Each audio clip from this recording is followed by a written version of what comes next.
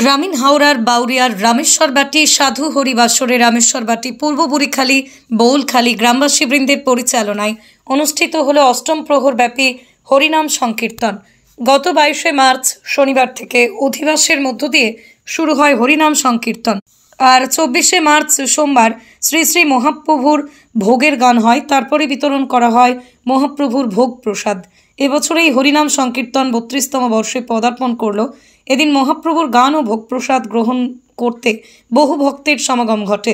এদিন এই ধর্মীয় অনুষ্ঠানে উপস্থিত ছিলেন এই পুজো কমিটির সভাপতি দিলীপ দাস, সহ সভাপতি রবীন মণ্ডল, বাবলু মণ্ডল, সম্পাদক হারু ধারা, সহ সম্পাদক অর্ঘ্য মাঝি, সুমন সাউ, কোষাধ্যক্ষ দীপঙ্কর রায়, প্রবীর দলুই, হিসাবরক্ষক সোম মেঘনাথ রায় সহ ওই কমিটির সকল সদস্যরা।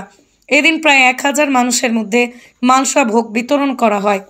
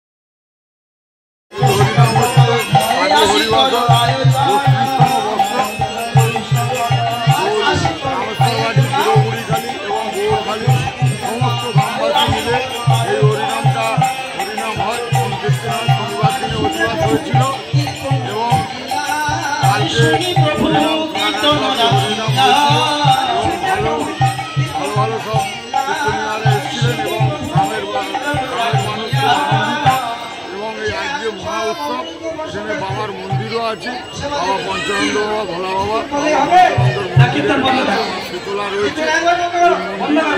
এই মন্দির উদ্দেশ্য এবং এই গ্রামবাসীর সুখ স্বাস্থ্য সমৃদ্ধির জন্য এই পুজোটা হয়, যেন সবাই সুস্থ থাকে, ভালো থাকে এবং সবাই আনন্দের সাথে এই হরিনামটা সুন্দরভাবে আমরা উপভোগ করি।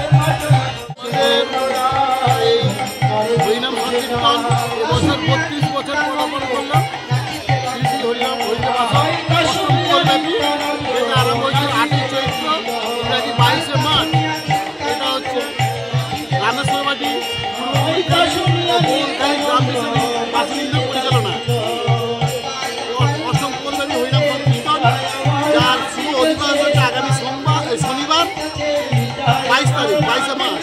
কালকে মহানাম সংকীর্তন হয়েছেন। প্রথম যে গান গেয়েছেন অষ্টবেরা মাননীয় স্বনামধন্য কীর্তনিয়া, ওনার বাড়ি হচ্ছে বান্নান। তারপরে